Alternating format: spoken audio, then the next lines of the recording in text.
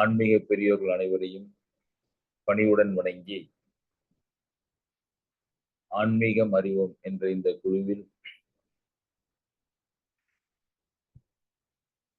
ஆசிரியர் சீடர் என்ற உறவில் விஸ்வாமித்திரர் ராமரை கம்பராமாயணத்தில் பாலகாண்டத்தில் வந்த வண்ணம் சிந்தனை செய்து கொண்டிருக்கின்றோம். அவ்வழி இன்றைய சிந்தனையை தொடங்குவதற்கு முன் நமது டாக்டர் ஐயா அவர்களை இறை வணக்கத்திற்கு பணிவுடன் அழைக்கின்றேன். நன்றி சார். இன்றைய prayer song is on Lord Ranganathar. The lyrics by Arunachala Kavirayar. This song is in part 1 is Mohana Ragam, part 2 is Kapi Ragam, Thalam Adi.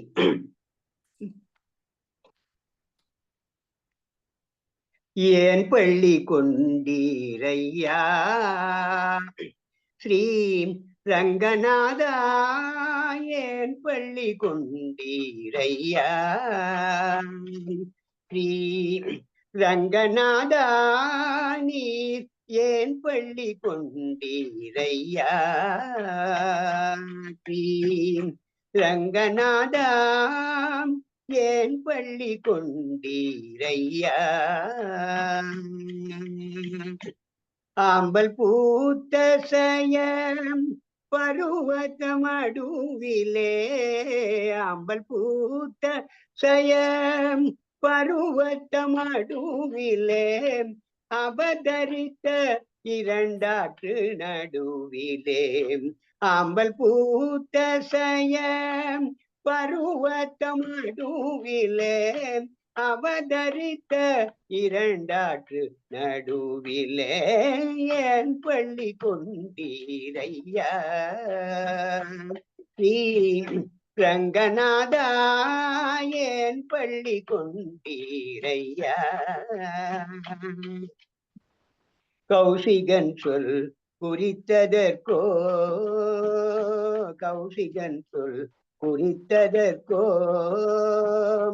அரக்கி குலையில் அம்பு எரிந்ததற்கோ, கௌசிகன் சொல் குறித்ததற்கோ, அரக்கி குலையில் அம்பு எரிந்ததற்கோ, ஈசன் வில்லை முறித்ததற்கோ,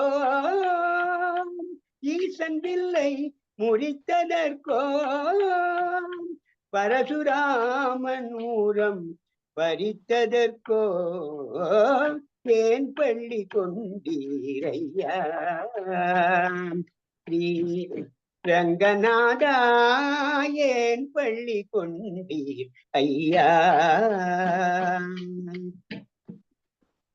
மாசில்லாத மிதிலேசன் பெண்ணுடனே வழி நடந்த இளைப்போ, மாசில்லாத மிதிலேசன் பெண்ணுடனே வழி நடந்த இளைப்போ, தூசில்லாத குகனோடத்திலே கங்கை கரை கடந்த இளைப்போ, தூசில்லாத குகனோடத்திலே கங்கை கரை கடந்த இளைப்போ, நீசுரமாம் சித்திரகூட சிகரம் தனில் இசை நடந்த இளைப்போ, நீசுரமாம் சித்திரகூட சிகரம் தனில் இசை நடந்த இளைப்போ, காசினி மேல் மாரீசன் ஓடிய கதி தொடர்ந்த இளைப்போ, ஓடி களைத்தோம் தேவியை தேடி இழைத்தோம், மரங்களிலும் துளைத்தோம், கடலை கட்டி வளைத்தோம், இலங்கை எனும் காவல் மாநகரை இடித்த வருத்தமோ, ராவணாதிகளை முடித்த வருத்தமோ, ஏன் பள்ளி கொண்டீரையா ஸ்ரீ ரங்கநாதா, ஏன் பள்ளி கொண்டீரையா. மதுரையில வரும் களையோ, மதுரையில வரும் களையோ, முதலைவாய் மகனை தரும் கலையோ, மதுரையில வரும் களையோ, முதலைவாய் மகனை கரும் களையோ எதிர் எருதை பெருங்களையோ கன்றை எடுத்தெறிந்த பெருங்களையோ எதிர் எருதை பெருங்களையோ கன்றை எடுத்தெறிந்த பெருங்களையோ புதுவையான முளை உண்டு பேயின் முழு போக்கியலுத்தீரோ புதுவையான முளை உண்டு பேயின் உயிர் போக்கியலுத்தீரோ அதிர ஓடி வரும் குருவி வாய இரண்டாக்கியலுத்தீரோ அதிர ஓடி வரும் குருவி வாய இரண்டாக்கியலுத்தீரோ துதிசையாயர்களை தூக்க வேண்டி மலை தூக்கியலுத்தீரோ துதிசையாயர்களை தூக்க வேண்டி மலை தூக்கியலுத்தீரோ ஜதிசை காலினால் காளிங்கன் மணிமுடி தாக்கியலுத்தீரோ மருதம் சாய்த்தோம் ஆடு மாடுகள் மேய்த்தோம் சகாடுருளை தேய்த்தோம் கஞ்சன் உயிரை மாய்த்தோம் அர்ஜுனனுக்காய் சாரதியாய் தேர் விடுத்த வருத்தமோ போரிலே சக்கரம் எடுத்த வருத்தமோ ஏன் பள்ளி கொண்டீரையா ஸ்ரீ ரங்கநாதா நீர் ஏன் பள்ளி கொண்டீரையா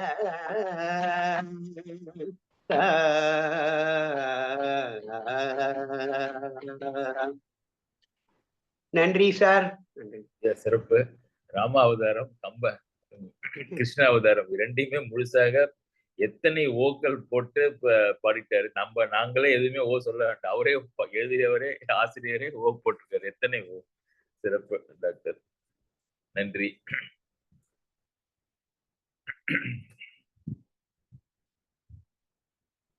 சென்ற வாரம்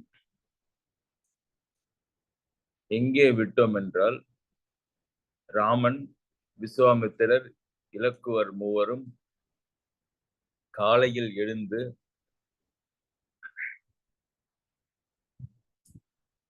அரச மண்டபத்திற்கு வந்து அவர்களுக்கு உரிய மரியாதைக்குரிய தனி தவிசுகளில் அமரச் செய்து இன்ட்ரோடக்ஷன் முடிய விஸ்வாமித்திரர் தன்னுடைய மாணவரை பற்றி ஒரு அறிமுகம் செய்தார். அதனுடைய ஆரம்ப செய்யுளை பார்த்தோம்.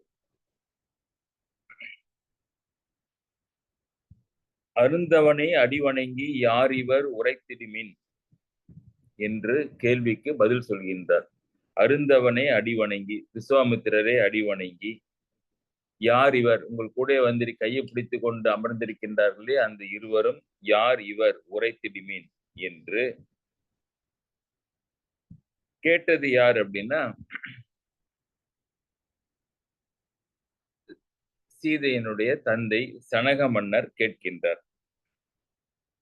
இருந்த குலக்குமரதமை இரு கண்களாலும் முகத்தழகு பருக நோக்கி கேட்டார். ரெண்டு பேர் அமர்ந்திருக்கின்றார்கள். அதை இரு கண்ணாலும் அவருடைய முகத்தினுடைய அழகை பருக நோக்கி அருந்தவனை அடிவணங்கி யார் இவர் உரைத்திடுமேன் அடிகள் என்ன பதில் சொன்னாரு? ரத்தன சுருக்கமா ஆரம்பிக்கிறார். நீண்ட கதை சொல்ல போறாரு. ஆனா ஸ்டார்டிங்ல விருந்தினர்கள், உன்னுடைய விருந்தினர்கள் நின்னுடைய வேள்வி காணிய வந்தார். நீ செய்கின்ற வேள்வியை காண்பதற்காக வந்திருக்கின்றார்கள். வேள்வியை செய்வதும் பங்கேற்பதும் காண்பதும் ஒரு புண்ணிய செயல். அதனாலே அதை காண வந்தார்கள். அப்படியே வில்லும் காண்பர். யார் இவர்கள்? பெருந்தகமை தயரதன் தன் புதல்வன், அயோத்தியில சக்கரவர்த்தியாக இருக்கின்ற தசரதனுடைய புதல்வர் என அவர் தகமை பேசலுற்றான் என்று சொல்லி அவர்களுடைய பெருமையை பேசலுற்றான் விஸ்வாமித்திரன். இது இன்ட்ரோடக்ஷனுக்கு இது ஒரு இன்ட்ரோ. சிறப்பான செய்யுள். ஆக்சுவலா இன்னைக்கு நிறைய சிறந்த செய்யுள்கள் வருகின்றன, கேட்கவே வேண்டாம். கம்பராமாயணத்துல எல்லா செயல்களும் சிறப்பான செயல்கள் தான். இன்று கொஞ்சம் கவனமாக நீங்க கேட்டீர்களானால் இந்த இந்த இலக்கியத்தினுடைய நயத்தை நாம் நன்றாக ரசிக்கலாம். இன்று வருகின்ற பாடல்கள். இருந்த குல குமரர்தமை. இப்ப பெரிய அரசர்களும் முனிவர்களும் இருக்கின்ற அந்த அவையிலே இந்த ராம லக்குவர்கள் எங்கே ஒரு ஓரத்திலே நிற்கவில்லை. இருந்த குல குமரர்தமை, அவர்களுக்கென்று கொடுக்கப்பட்ட தனியான இருக்கைகளிலே அமர்ந்திருக்கின்றார்கள். இருந்த குல குமரர்தம். குலகுமரர்கள்னா ரகுவம்சத்தில் வந்த பெரிய குலத்தை சிறப்பை உடையவர்கள். இருந்த குலகுமரர்தமை இரு கண்ணான் முகத்து அழகி. அந்த ஜனக மகாராஜன் 2 கண்களாலும் முகத்தினுடைய அழகை பருகி. எல்லாருமே கண்களால் தானே பார்ப்பார்கள். ஒரு கண்ணை மூடிக்கொண்டு இன்னொரு கண்ணை பார்க்க மாட்டார்களே. அப்படி இருக்கின்ற பொழுது எதனாலே இரு கண்ணால் முகத்து அழகு பருக நோக்கி என்றால், இரு கண்ணாலும் பார்த்தாலும் இவனுடைய அழகை முழுமையாக பருகி நோக்க முடியாது என்பதை குறிப்பதற்காக, என்னவோ அந்த அரசனுக்கு 2 கண்கள் தான் இருக்கின்றது. அந்த 2 கண்களையும் பயன்படுத்தி பார்க்கின்றான். இரு கண்ணால் அமையாதுன்னு சீதையை பார்க்கின்ற போது தேவர்கள் சொல்றாங்கல்ல, இமையா விழிகள் இருந்தாலும் எங்களுக்கு 2 கண்கள் தானே இருக்கின்றது, இவர் அழகை பருக என்று சொன்ன மாதிரி இவனுக்கும் இரு கண்களால் பருக நோக்கில் அமையாது இருந்தாலும் இருப்பது 2 கண்கள் என்பதனாலே இரு கண்களால் முகத்தழகு பருக நோக்கினர். பார்த்துட்டு விஸ்வாமித்திரரை பார்த்து அருந்தவனை அடி வணங்கி. தவம், அவன் தவசி விஸ்வாமித்திரர். அருந்தவனை அடி வணங்கினா அருமையான தவங்களை செய்கின்ற சிறப்புடையவன். இவன் செய்கின்ற தவங்கள் எல்லோராலும் சாதாரணமாக செய்துவிட முடியாது. அரிய தவங்களை செய்ததனாலே அருந்தவத்தோன், அருந்தவனை. இன்னொரு பொருள் என்னன்னா, அந்த இருந்த குலகுமரர்தமை இரு கண்ணால் முகத்தழகு பருக நோக்கி.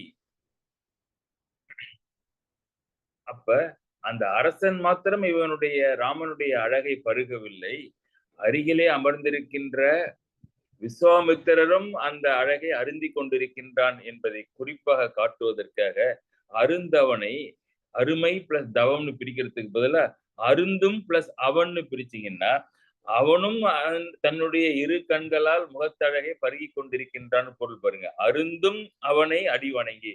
அவரு அடி வணங்க போனா அவர் என்ன பண்ணிட்டு இருக்காரு விஸ்வாமித்திரர்? அவரும் அந்த குலகுமரர்கள் எங்கு அமர்ந்திருக்கின்றார்களோ அதை நோக்கி பார்த்து கொண்டிருக்கின்றார்கள். அடி வணங்க, நீங்கள் எங்கே ஐயா பார்க்கிறீர்கள்? நானும் நீங்கள் இதுவரை பார்த்திருந்தீர்களே அவனுடைய அழகைத்தான் இரு கண்களால் அருந்தி கொண்டிருந்தேன். அருந்தும் அவனும் ஒரு ஒரு ஒரு பொருள். இன்னொரு பொருள் அருந்தவனை அப்படின்னா, ராம இலக்குவர்களையே சீடர்களாக, என்ன அவதார புருஷர்கள், அந்த இருவரையுமே பரம்பொருளையே தன்னுடைய சீடனாக ஒருவனுக்கு வர வேண்டும் என்றால், இப்ப கிருஷ்ணனுக்கு 2 தாய்மார்கள், யசோதை வளர்த்த தாய். உலகமெல்லாம் 12 ஆழ்வார்களும் அப்படி பாராட்டுகின்றார்கள். நீ எந்த பிறவில என்ன தவம் செய்தாய் அம்மா? உன் வயிற்றிலே நீ வந்து பாலூட்டி சீராட்டி வளர்ப்பதற்கு பரம்பொருளே வந்துள்ளதேன்னு சொல்றாங்கல்ல. அந்த மாதிரி பரம்பொருளுக்கே ஆசிரியராக இவன் விஸ்வாமித்திரர் வாய்க்க பெற்றதுனாலே இவன் எவ்வளவு பெரிய அருந்தவத்தோன். அதனால ராம இலக்குவர்களையே சீடராக பெறும் அளவுக்கு அருந்தவன். அந்த அருந்தவனை இப்படி போயிட்டே இருக்கு பாருங்க ஒரு வார்த்தையினுடைய பொருள் எல்லாமே. அருந்தவனை அடி வணங்கி யார் இவர் உரைத்திருமீன் அடிகள் என்ன? விருந்தினர்கள். விருந்தினர்கள்னா என்ன? விருந்தினர்கள்னா இவர்கள் யாரோ விருந்தினர்கள் என்பவர்கள் தங்கள் வீட்டில் ஏதும் இல்லாமல் விருந்து உண்பதற்காக இன்னொரு வீட்டிற்கு வருவதில்லை. அவர்களே செல்வ செழிப்பாகத்தான் இருப்பார்கள். ஒரு இடத்திலே மகிழ்விப்பதற்காக இன்னொரு வீட்டிற்கு வந்தால் அவர்கள் விருந்தினர்கள் என்று பெயர். விருந்தினர்கள் என்றால் புதியவர்கள் என்று பெயர், வழிபடத்தக்கவர்கள் என்று பொருள். அது எல்லாவற்றையும் விட விருந்து முடிந்த பிறகு சென்று விடுவார்கள், உன் வீட்டிலேயே தங்க மாட்டார்கள் என்று ஒரு பொருள். விருந்தினர்களுக்கு மிக முக்கியமான பொருள் என்னன்னா, இவர்கள் தங்களுடைய அழகையும் குணங்களையும் உலகிற்கே விருந்தாக படைத்து மகிழ்ச்சியை கொடுப்பதற்காக வந்திருக்கின்றவர்கள் என்பதனாலே விருந்தினர்கள். நின்னுடைய வேள்வி காணிய வந்தார். இங்கதான் கொஞ்சம் ரிலாக்ஸேஷன் ராமனுக்கு. என்னன்னா, என்னுடைய வேள்வியை காப்பதற்கு வந்தார்கள். காட்டிலே நான் நடத்திய வேள்வியை காப்பதற்கு இவர்கள் வந்தார்கள். உனக்கு அந்த பிரச்சனை இல்லை. எனக்கு தாடகை அரக்கியர்கள் எல்லாம் தடுத்தார்கள். அதனாலே காப்பதற்காக நான் தசரதனிடமிருந்து இரவலாக இவனை வாங்கி வந்தேன். இங்கு எல்லா காவலும் இருக்க வேள்வி நன்றாக நடந்து கொண்டிருக்கின்றது. இங்கே உன்னுடைய வேள்வியை காப்பதாக இருந்தாலும் இவன் செய்திருப்பான்.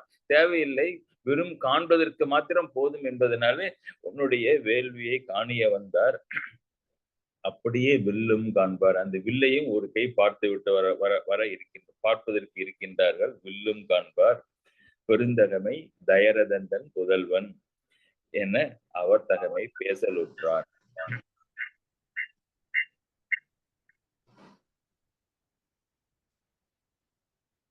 நன்றி. இப்பொழுது அவருடைய குண விசேஷங்களை விஸ்வாமித்திரர் பேசுகின்றார். எத்தனை முறை நாம் படித்தாலும், சொன்னாலும், கேட்டாலும், நினைத்தாலும் நமக்கு இந்த ராமனுடைய குண விசேஷங்கள் மகிழ்ச்சியை தருகின்றதுனாலே கதை சொல்கின்ற போக்கிலே நிறைய இடங்களிலே அதை பயன்படுத்துகின்றான். அந்த நாம் எல்லாம் சிந்திப்பதற்கும் மகிழ்ச்சி அடைவதற்கும் அவற்றை பல இடங்களிலே விவரிக்கின்றான் கம்பன். அதில் இது ஒரு இடம். இந்த இடம் ஒரு நியாயமான நல்ல இடம் என்றால் பெண் கேட்டு வந்திருக்கின்றான் விஸ்வாமித்திரர். இந்த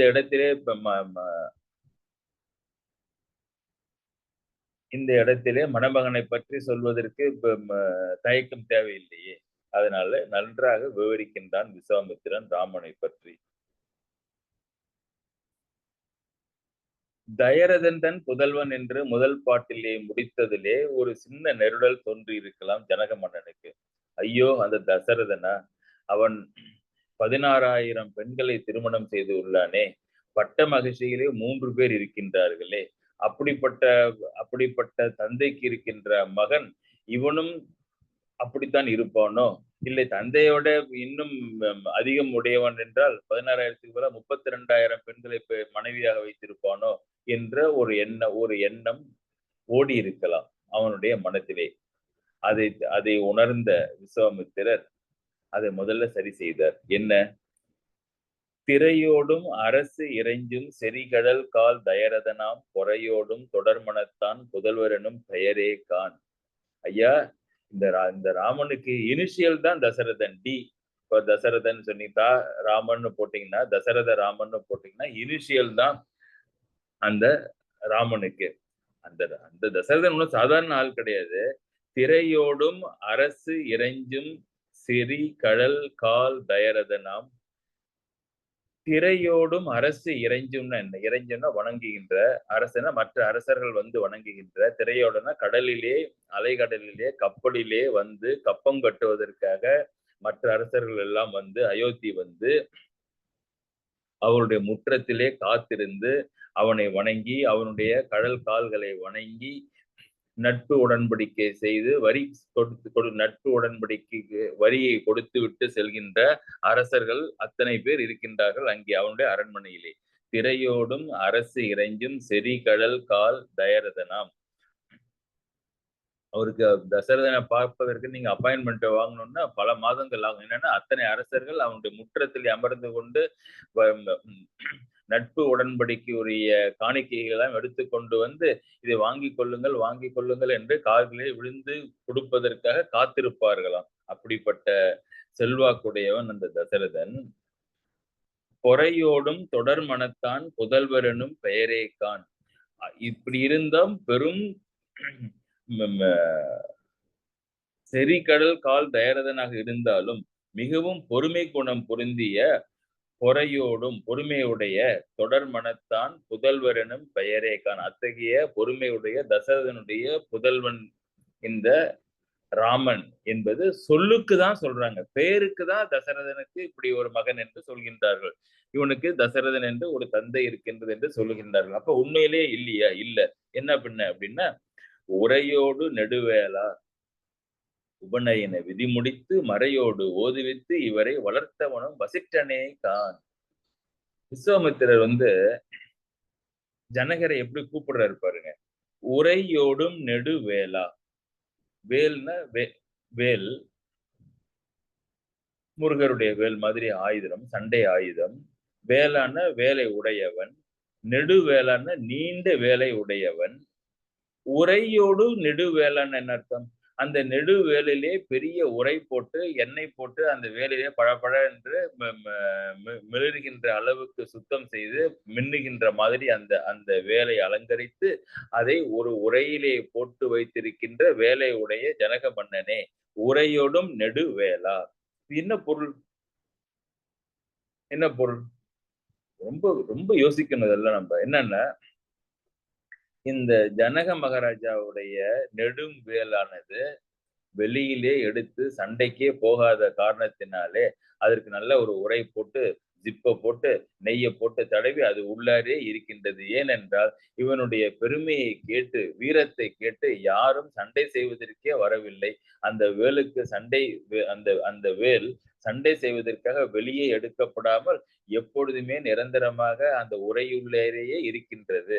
உரையோடும் நெடுவேலா, அவனுடைய வீரத்தை அப்படி சொல்றாரு. உன் சண்டை போடுவதற்கே வாய்ப்பு இல்லையப்பாங்கிறாரு. உரையோடும் நெடுவேலா, உபநயன விதி முடித்து உபநயனம் பண்ணி மறையோடு ஓதுவித்து நான்மறையும் அவனுக்கு படிப்பெல்லாம் சொல்லி கொடுத்து இவனை வளர்த்தவனும் வசிட்டனே கான். எல்லா விதமான பெற்றதை தவிர எல்லா விதத்திலும் இவனை வளர்த்தவன் அங்கே இருக்கின்ற இன்னொரு முனிவராகிய வசிஷ்டர். அப்ப வசிஷ்டருடைய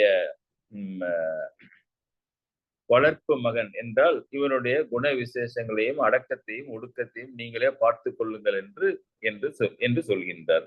மறையோடு ஓதுவித்து இவரை வளர்த்தவனும் வசிஷ்டனே கான். வசிஷ்டனுடைய பராமரிப்பில் வந்தவர்கள் என்பதனாலே நான் விளக்கவும் தேவையில்லை என்று பொருள். இங்கு ஜனகர் ஒரு கேள்வி, ஒரு மனதிலே ஒரு சந்தேகம் வருகின்றது. கரெக்ட், வசிஷ்டன் வளர்த்தான். ஆனா எப்படி விஸ்வாமித்திரராக உங்க கையில இவங்க வந்தார்கள் என்று யாருக்குமே அந்த சந்தேகம் வரும் அல்லவா? அடுத்து கேட்கின்றார் ஜனகர். சரி, இவர்கள் எப்படி உங்களிடம் வந்து நீங்கள் எப்படி இவர்களை இந்த சிறுவர்களை இங்கு அழைத்து வர பெற்றீர்கள் என்று கேட்க, இங்கு இவரால் என் வேள்விக்கு இடையூறு கடிது ஏற்றும் தீங்குடைய கொடியோரை கொல்விக்கும் சிந்தையனாய் பூங்கழலாய் உடன் கொண்டு வனம் புக்கேன் அதோடு நிறுத்திக்குவோம். என்ன காட்டுக்க வந்தேன் நான்? நீ செய்கின்ற மாதிரி நானும் வேள்விகள் செய்கின்றேன். ஆனால் நீ அரசனாக இருந்த மாதிரி நானும் ஒரு சமயம் அரசனாக இருந்தேன். அரசையெல்லாம் விட்டு நான் காட்டிலே தான் இருக்கின்றேன். வேள்வி செய்வதற்கு நான் காட்டிற்கு செல்கின்ற பொழுதெல்லாம் அந்த வேள்வியை தடுப்பதற்காக தாடகை மற்ற அரக்கர்களும் அரக்கியர்களும் வருகின்றார்கள். அதை காப்பதற்காக நான் தசரதனிடம் இந்த சிறுவர்களை கேட்டு வாங்கி வந்தேன். இங்கு இவரால் என் வேள்விக்கு இடையூறு கடிது ஏற்றும் தீங்குடைய கொடியோரை கொல்விக்கும் சிந்தையனா. இவரால்னா இந்த 2 பிள்ளைகளாலும் எனக்கு என்னுடைய வேள்விக்கு இடையூறு செய்கின்றவர்களை கொல்விக்கும் கொலை செய்கின்ற சிந்தை கொண்டு எண்ணத்தினாய் பூங்கழலாய் உடன் கொண்டு இவர்கள் இருவரையும் நான் கையை பிடித்துக் கொண்டு வனம் புக்கேன், காட்டிற்கு வந்தேன். நீ கேட்டில்லை வசிஷ்டருடைய பசங்க, வளர்த்த பசங்க எப்படி இப்ப உங்களுக்கு மாணவர்களாக இருக்காங்கன்னு கேட்டியே, அதுக்குதான் பதில் சொல்றேன். வனம் புக்கேன் புகா முன்னம். புகாமுன்னம்னா வனத்தில் புகுந்த உடனேயே தாங்கரிய பேராற்றல் தாடகையே தலைப்பட்டாள். எல்லாருக்குமே தெரிகிறது இந்த தாடகை என்பது எவ்வளவு பெரிய வல்லரக்கி என்பது. அதனால ஒண்ணுமே சொல்லாம ஒரு எழுத்திலேயே கம்பன் விவரிக்கிறான் பாருங்க. முன்னன் புகுந்த உடனேயே தாங்கரிய பேராற்றல், யாராலும் எதிர்த்து தாங்கிக் கொள்ள முடியாத அளவிற்கு பேர் ஆற்றலை உடைய அரக்கர்கள் கரெக்ட் இல்லையே, அரக்கர்களிலேயே தாடகையே தலைப்பட்டால். எடுத்த உடனேயே வந்தது யாரு? தாடகையே தலைப்பட்டால். அந்த பேராற்றலுடைய தாடகை என்னுடைய வேள்விக்கு இடையூறு செய்வதற்காக தலைப்பட்டால், வந்து தோன்றினாள். இப்ப ஜனகர் வந்து ஒரு மினி கிளைமேக்ஸ்ல கொண்டு போய் நிறுத்திருக்காரு விஸ்வாமித்திரர். ஜனகரை காட்டிற்கு வந்தீர்கள், இவர்களை அழைத்து கொண்டு தாடகையே தலைப்பட்டால் பின்பு என்ன ஆயிற்று? இவர்கள் இருவரோ சிறுவர்கள், சண்டை ஏதும் பயிற்சி ஏதும் சண்டையிலே பயிற்சி ஏதும் அனுபவம் ஏதும் இல்லாதவர்கள். முதல் போரிலேயே தாடகையே தலைப்பட்டாலே அவளை எப்படி இவர்கள் எதிர்கொண்டார்கள் என்று ஆவலாய் எதிர்பார்க்க சொன்னார். அலை உருவு ஆகடல் உருவத்து ஆந்தகை தன் நீண்டு உயர்ந்த நிலை உருவம் புயம்பலியை நீ உருவ நோக்கு ஐயா. எதுக்கு உனக்கு இந்த கேள்வி? நீ இந்த ராமனுடைய மிக பெரிய நீண்ட வலிமை பொருந்திய புயத்தை உருவ நோக்கு, ஊடுருவி போகும்படி அந்த அந்த அந்த தோல் வலிமையை நீ நோக்கு. அலை உருவு கடல் உருவத்து, கடல் உருவத்துன்னா கடல் போன்ற கரிய நிறத்தை உடைய உருவத்தை உடைய ஆந்தகை, ஆந்தகைன்னா ஆண்களிலே பெரியவன், ஆந்தகை தன் நீண்டு உயர்ந்த நிலை உருவம் புயம்பலியை, புயம்பலினா தோல் வலியை நீ உருவ நோக்கு ஐயா, நீ உருவ நோக்கு. நல்ல கவனிச்சு பாரு அவனுடைய தோல் வலிமையை.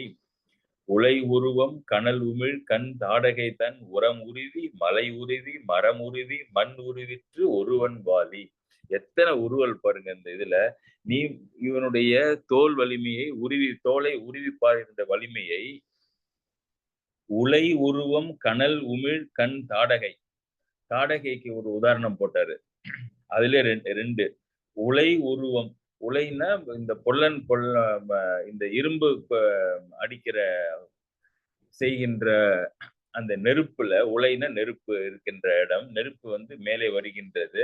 அதுல கனல் எப்படி வரும்? அந்த கிட்டக்கே போக முடியாத அளவுக்கு கனலே அது உமிழ்ந்து கொண்டிருக்கும். உலை உருவம், உலைக்களத்தில் உள்ள மிக்க செந்நிறமுடைய அந்த கனல் உமிழ்ந்து அது மாதிரி இருக்கான் கண். அவருடைய கண்ணு கோபத்துல உலைக்களத்துல இருக்கின்ற சிவந்த உமிழ்கின்ற நெருப்பை உமிழ்கின்ற கண் மாதிரி, நெருப்பு மாதிரி கண் கோபத்திலே சிவந்திருக்க.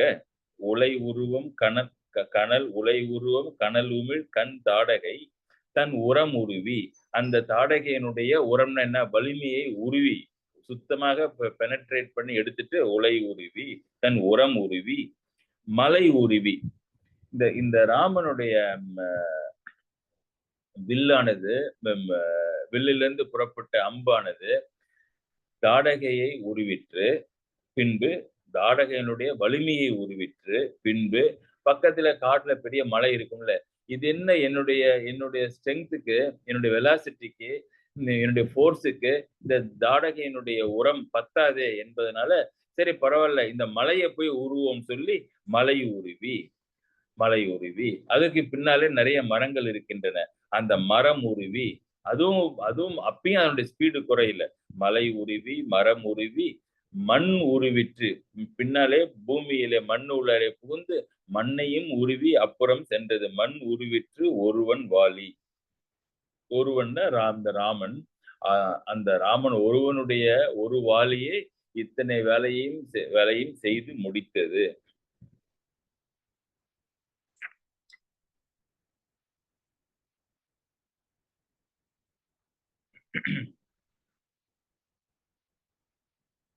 என்ன சிறப்பாக அந்த தன்னுடைய மாணவனுடைய வலிமையையும் எதிர்த்து போர் முகத்தில் அவன் காட்டிய வீரத்தையும் அவனுடைய வில்லாற்றலையும் விஸ்வாமித்திரர் சொல்கின்றார். பாருங்கள், ராமனுக்கு வாய்த்த பல பாக்கியங்களிலே விஸ்வாமித்திரரை ஆசிரியராக கிடைத்தது அப்படி ஒரு பாக்கியம். ஏன்னா அவர் ஆசிரியர் ஆசிரியர் மாத்திரம் இல்லை, அவரு is self appointed ambassador, self appointed publicist, self appointed guide. எல்லாமே ராமனுக்காக தன்னையே அவர் ஆக்கி கொண்டார் விஸ்வாமித்திரர்.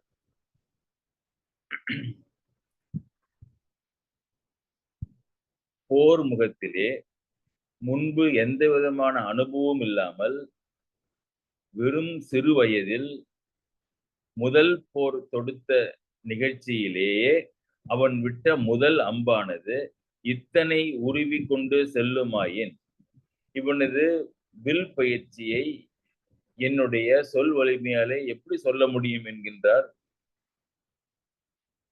விஸ்வாமித்திரர். இப்ப ஒரு அம்பு எத்தனை உருவிற்று பாருங்கள். தாடகையனுடைய உரத்தை உருவி மலையை உருவி மரத்தை உருவி மண்ணை உருவி சென்றது அல்லவா? இப்படி இந்த ஒரு வில்லாற்றலுக்கு ஒரு பெயர் இருக்கின்றது. ஓர் அம்பே பலவற்றை ஊடுருவி செல்கின்ற வில்லாற்றலுக்கு தமிழ்நாட்டிலே ஒரு ரொம்ப ஒரு ஒரு ஒரு புகழ் வாய்ந்த ஒருவர் இருந்தார் இந்த இந்த இந்த வில்லாற்றலுக்கு. வல்வில் ஓரின்னு பேரு. வல்வில் ஓரின்னா உங்களுக்கு தெரியும், கடையேழு வள்ளல்களிலே ஒருவர். துறையூருக்கு பக்கத்திலே கொல்லிமலையிலே அரசனாக ஆட்சி செய்தவர். இந்த வள்ளலுக்கு இவ்வளவு பெரிய வீரத்தன்மைன்னு, ஆமாம், அவர் அதனால்தான் வில் வலிமையான வில்லை உடைய ஓரி. ஓரி என்பது அவனுடைய பெயர், அந்த குலத்திற்கும் பெயர். வல்வில் ஓரி, கடையேழு வள்ளல்களில் மிக முக்கியமானவர் அவரு. இத்தகைய ஆற்றலை அவன் வைத்திருந்தான். பலவற்றை ஊடுருவி செல்கின்ற, அம்பு எய்துகின்ற திறமை. பழமொழியே இருக்கு அந்த காலத்துல. இப்ப நீங்க கேள்விப்பட்டிருக்க மாட்டீங்க, ஏன்னா ரெண்டு பேருமே, ரெண்டு வார்த்தையுமே இப்ப இல்ல.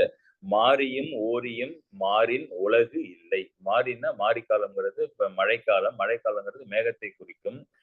மேகமும் ஓரியும் மாறின் தங்களுடைய தன்மையிலிருந்து இவை இரண்டும் மாறி போனால் உலகு இல்லை. கொடுத்து உலகை காப்பாற்றியவர்கள் இந்த இந்த மேகமும் இந்த ஓரி என்ற அரசனுங்கிறதுனால மாரியும் ஓரியும் மாறின் உலகு இல்லை. இந்த கொல்லிமலையை ஆண்ட இந்த வல்வில் ஓரி ஒரு நாள் அந்த கொல்லிமலையில வேட்டைக்கு சென்றான். அங்கே ஒரு பெரிய மத யானை வேகமாக வந்து கொண்டிருந்தது. அந்த தன்னுடைய வில்லை எடுத்து அந்த மத யானையை இப்ப நோக்கி அவன் அம்பு எய்ய, அது அந்த அந்த யானையினுடைய ஒரு புறத்திலே புகுந்து ஊடுருவி மற்றொரு மற்றொரு பக்கமாக அந்த யானையை வீழ்த்தி விட்டு வெளியே வந்தது. அப்பொழுதும் அதன் வேகம் குறையாத காரணத்தினாலே ஒளிந்திருந்து அதன் மேல் பாய்வதற்கு தயாராக இருந்த அங்கு பக்கத்தில் இருந்த ஒரு புலியை கண்டு அந்த புலியை கொன்று அந்த புலியை தொலைத்து அப்புறம் சென்று அங்கே புலிக்கு பயந்து பதுங்கிக் கொண்டிருந்த கலைமான் ஒன்றிலே புகுந்து ஊடுருவி சென்று கலைமானை கொன்று, அந்த கலைமானை கொல்வதற்காக காத்திருந்த ஒரு ஒரு காட்டு பன்றியின் உள்ளே பன்றியை வீழ்த்து அதன் ஊடுருவி சென்று ஒரு புற்றின் உள்ளே படுத்திருந்த உடும்பை வீழ்த்தி கடிந்து மண்ணிலே உள்ளே புகுந்து நின்றது இந்த ஓரியனுடைய வாளி. வாளி என்றால் அம்பு. எத்தனை பொருள்களை அது இது ஊடுருவி சென்றது? ஒரு யானை, ஒரு புலி, ஒரு ஒரு ஒரு கலைமான், அடுத்தது ஒரு காட்டு பன்றி, ஒன்று உடும்பு என்று 5 மிருகங்களை ஊடுருவி சென்று இந்த வல்வில் ஓரியனுடைய அம்பு ஆனது வீழ்த்தியது. உருவி சென்று வீழ்த்தியது. ஆனால் இவை வலிய வகைகளாக இருந்தாலும் விலங்குகள் என்பதனாலே 5 சொல்லியிருப்பார் போல் இருக்கின்றது. இங்கே கம்பன் ராமனுடைய வில் எத்தனைவற்றை உருவி சென்றது என்று பார்த்தால், தாடகையினுடைய உரத்தை உருவி, உரத்தை என்றால் வலிமையை உருவி, மலை உருவி, மரம் உருவி, மண் உருவிற்று என்று கம்பன் 4 நினைத்தானோ என்னவோ, 4 தான் இந்த இந்த உருவலிலே வருகின்றது. இது கொஞ்சம் வரிவில் ஒரு ஏழை 5 உருவி, அவனுடைய அம்பானது 5 உருவி சொல்கின்ற பொழுது ராமனுடைய அம்பு 4 மாத்திரம்தான் உருவிற்றான்னு கேட்பாங்களேங்கிறதுனால கிஷ்கிந்தை காண்டத்திலே இதை சரி செய்கின்றான் கம்பன். என்ன அப்படின்னா, சுக்ரீவனுக்கு நட்பு உண்டாக்குகின்ற முயற்சியிலே அனுமன் ராமனுடைய வீரத்தை ராமனுக்கு அனுமனுக்கு எந்த சந்தேகமும் இல்லை. ஆனால் இந்த சுக்ரீவ குரங்கு நம்ப வேண்டுமே என்பதற்காக ஒரு ஒரு ஒரு டெஸ்ட் வைக்கப்படுகின்றது. அங்கே இருக்கின்ற கிஷ்கிந்தையில இருக்கின்ற 7 மரங்களை ஒரே அம்பினால் தொலைத்து ஊடுருவி அந்த பக்கம் செல்ல முடியுமா ராமனுடைய அம்பு என்று கேட்க, சிரித்து கொண்டே அந்த ராமர் அதற்கு சம்மதித்து தன்னுடைய வில்லையும் அம்பையும் எடுத்து விடுகின்றார். அதிலே அந்த மரத்திலே இருப்பது 7 அம்புகள், 7 மரங்கள். 7 மரத்தையும் ஒரே அம்பானது அது ஒரு நேர்கோட்டில் இல்லாத அந்த மரங்களை அது ஊடுருவி சென்று அப்புறம் சென்றது. அந்த கம்பன் அந்த செய்யுளிலே என்ன சொல்றான் பாருங்க, ஏழு மாமரம் உருவி. 5 இல்ல, 4 இல்ல, 5 இல்ல, 7 மாமரம் உருவி. கீழ் உலகம் என்று இசைக்கும் ஏழும் ஊடு புக்கு உருவி. மண்ணுள்ளரை புகுந்த பாதாள லோகத்திலே 7 லோகங்கள் இருக்கின்றன.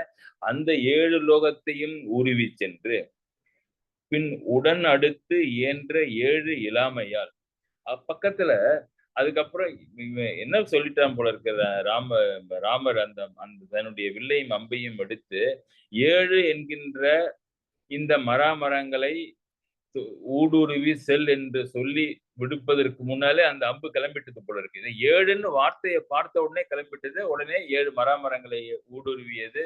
பின்பு 7 லோகங்களை பூலோகத்துக்கு அடியிலே இருக்கின்ற பாதாள லோகத்திலே 7 லோகங்களையும் அது ஊடுருவி சென்று பின் உடன் அடுத்து என்ற 7 இலாமையால் வேறு 7 எதுவும் இல்லாத காரணத்தினாலே மீண்டது ராகவன் பகழி. திரும்பி கைக்கு வந்துட்டது. ராமனுடைய கைக்கு வந்துட்டது. கம்பன் பாக்குறாரு எதனால வந்துச்சுன்னா அதுக்கு ஒண்ணும் இலக்கு இல்லையே. 7 என்ற எண்ணிக்கையிலே இலக்கு இல்லாத பக்கத்திலே இலக்கு இல்லாத காரணத்தினாலே அது திரும்பியும் ஆள்கிட்டே வந்துடுச்சு. 7 கண்டபின் உருவும் ஒழிவது அன்று இன்னும். 7 நம்பர்கள் உடைய இன்னும் ஒன்றை அது எப்பொழுது பார்த்தாலும் அது ஓய்வில்லாமல் சென்று அவற்றையும் உருவி செல்லும். 7 கண்டபின் உருவும் ஒழிவது அன்று இன்னும் என்று அந்த கிஷ்கிந்தா காண்டத்திலே மராமர படலத்திலே ஒரு ஒரு ஒரு செயல் வருகின்றது. ஆனா அது அதோட முடியல. அந்த அம்பு ஆனது 7 எதுவும் பக்கத்திலே இல்லை என்று ராமனிடம் வந்துவிட்டது. ஆனா உண்மையிலே 7 நிறைய பேர் இருக்கிறார்கள் அல்லவா? அவர்களுக்கு எல்லாருக்கும் கொலை நடுக்கமாம். எப்பொழுது அந்த அம்பு ஆனது இன்னொரு 7 இருக்கின்றதே என்று தெரிந்து விட்டால் நம்மை விட்டு வைக்காமல் நம்மையும் உருவி செல்லுமே என்று பயந்து நடுங்கி கொண்டிருக்கின்றார்களாம். கம்பனுக்கு இருக்கிற கிண்டல் பாருங்க. அது என்ன அப்படின்னா 7 வேலைன்னா கடல், 7 கடல்களும். 7 கடல் நமக்கு தெரியும். 7 கடலும் உலகம் உயர்ந்தன 7. அது பாதாள லோகத்தான் அப்போ வந்து உருவி சென்றது. மேல் உலகம் 7 இருக்குல்ல, பூலோகம், போர்லோகம், சுவர்லோகம், ஜனலோகம், மகாலோகம், தபோலோகம், சத்தியலோகம், பிரம்மாவுடையது. அந்த 7 லோகங்களையும் உலகம் உயர்ந்தன 7, 7 குன்றமும் 7 மலைகள் உலகத்துல கைலை, இமயம், மந்தரம், விந்தம், நிடதம், கேமகூடம், கந்தாமதனம் 7 மலைகளும் 7 குன்றமும் இருடிகள் 7 இருடிகள்னா முனிவர்கள். 7 முனிவர்கள் யாருன்னா அத்திரி, பிருகு, புத்சவர், வசிஷ்டர், கௌதமர், காசிபர், அங்கிரசர். இந்த 7 இருடிகள் 7 புரவி 7 இந்த சூரியனுடைய தேர்கள், தேரினுடைய குதிரைகள் 7 மங்கையர் 7 மங்கையர் 7னா பிரக்மி, மகேஸ்வரி, கௌமாரி, நாராயணி, வாராகி, இந்திராணி, சாமுண்டி என்ற 7 மங்கையர்கள் 7 நடுங்கினர் நடுங்கினர்னா அன்னையிலேருந்து நடுங்கிட்டே இருக்காங்களாம். எதனாலன்னா 7 பெற்றதோ இக்கணைக்கு இலக்கம் என்று எண்ணி, 7 பெற்றதோ இக்கணைக்கு இந்த ராமனுடைய இந்த வில்லுக்கு இந்த 7 நாங்கள் ஒரு 7 பேர் இருக்கிறோம் என்பது தெரிந்து விட்டதோ என்று எண்ணி இவர்கள் நடுங்கிக் கொண்டிருக்கின்றார்களாம். இந்த 7 என்று வருகின்றவர்கள் எல்லாம் இப்படி உருவது ஒரு விளையாட்டு.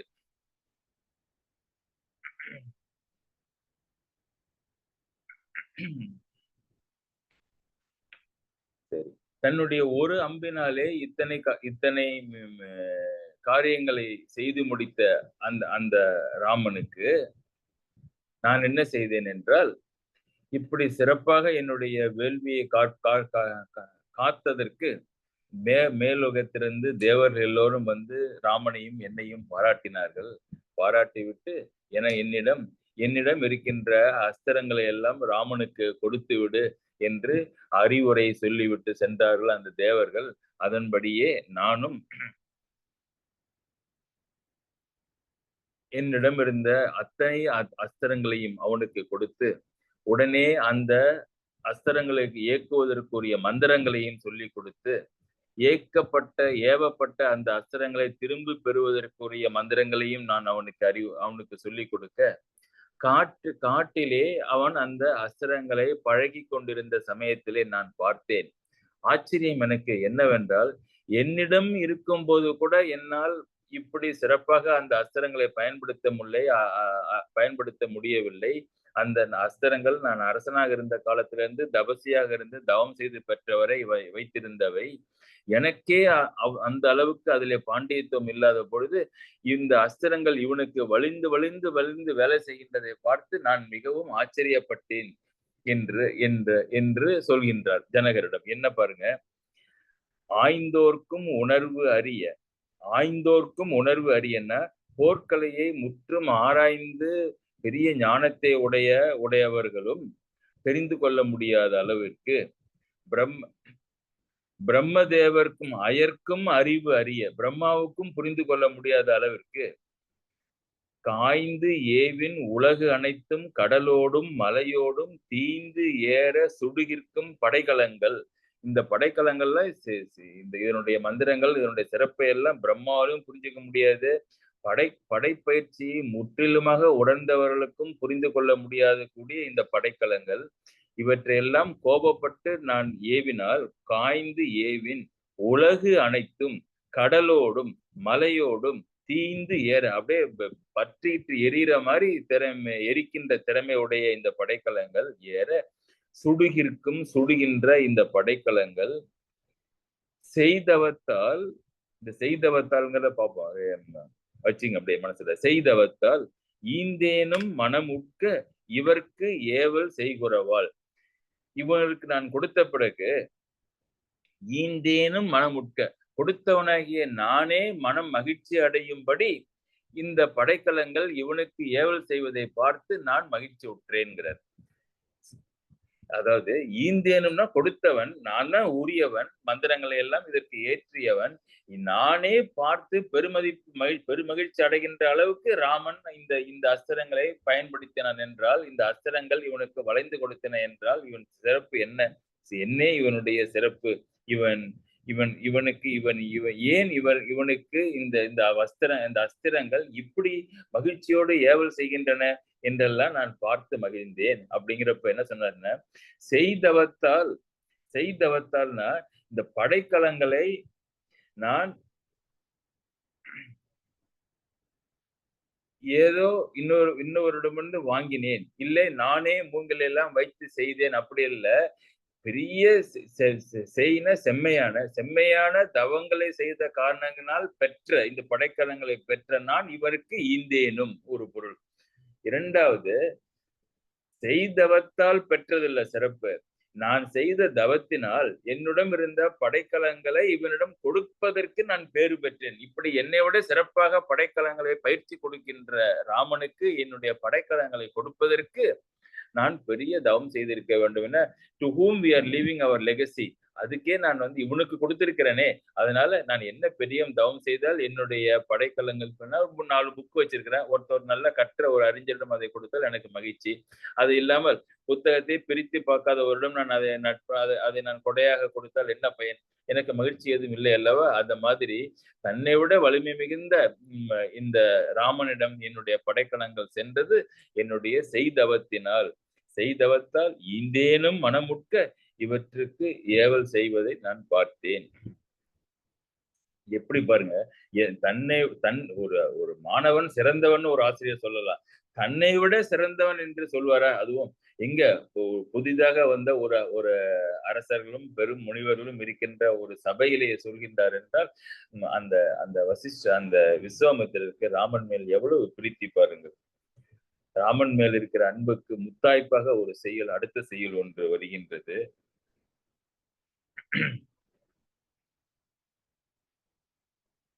சண்டை அழைத்து கொண்டு வந்த காரணம் நான் சொன்னேன். அந்த காரணத்தின்படி காட்டிலே நான் வேள்வி செய்த பொழுது அந்த வேள்வியை காத்ததை சொன்னேன். அந்த வேள்வி வென்றதற்கு வெகுமதியாக நான் கொடுத்த அந்த வில்லையும் அம்பையும் அவன் எப்படி பயன்படுத்தினான், அவனுக்கு எப்படி ஏவல் செய்தன என்பதை பார்த்து நான் மகிழ்ந்தேன் என்று சொன்னேன். இந்த படையும் படைக்கல பயிற்சியும் தான் அவனுடைய சிறப்பு என்று எண்ணிவிடாதே ஜனகா. இன்னும் எத்தனையோ இருக்கின்றது. இந்த உன்னுடைய புரோகிதர் இருக்கின்றாரே சனானந்தர், அவருடைய தந்தை அந்த அந்த கௌதம முனிவர், அந்த கௌதம முனிவருடைய மனைவிக்கு ஒரு சாபம் கிடைக்கப்பெற்று கல்லாக ஆகிவிட்டாள் என்பது நீ அறிந்ததுதான். அந்த அந்த அந்த கல்லை இவனுடைய தொடு கடலில் இருக்கின்ற ஒரு மண் துகள் அந்த கல்லின் மேல், பாறையின் மேல் பட்டு அந்த அந்த கௌதமருடைய மனைவிக்கு கல்லுருவத்திலிருந்து முன்னைய பழைய சுத்த தேகம் கிடைத்தது இவனுடைய தெய்வத்தன்மையால். அதை நீ அறிந்தாயோ கேட்கிறார். கௌதமன் தன் பண்ணின்னா மனைவிக்கு, கௌதமன் முனிவருடைய மனைவிக்கு சிறப்பாக ஒரு பெயர் பண்ணின்னு. கௌதமன் தன் பண்ணிக்கு முன்னை உரு கொடுத்தது அந்த கல்லுருவமாக இருந்த இந்த உருவத்தை நீ நீக்கி அந்த அந்த அகலிகைக்கு முன்னை உருவத்தை கொடுத்தது. இவன் போது வென்றது என பொழிந்த பொலம் கடற்கால் பொடி கண்டாய். கடலுடைய இவனுடைய காலினுடைய ஒரு பொடி அந்த கல்லின் மேல் பட அந்த கல்லுருவம் சென்று இப்பொழுது அவளுடைய முன்னை உருவத்தை பெற்று அவள் பொழிந்ததை பார்த்தாயா? கண்டாய், பொடி கண்டாய். நீ கேட்டிருப்பாயே, கௌதமன் தன் பண்ணிக்கு முன்னை உரு கொடுத்தது, இவன் போது நின்றது என பொழிந்த பொலம் கடற்கால் பொடி கண்டாய். இதுல எத்தனை சிறப்பு பாருங்க.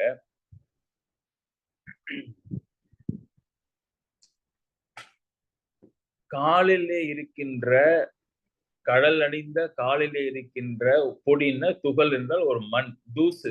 ஒரு தூசே கல்லாக இருந்த அகலிகைக்கு முன்னை உருவத்தை கொடுக்க முடியும் என்றால் அந்த காலே பட்டால் எப்படி இருந்திருக்கும்?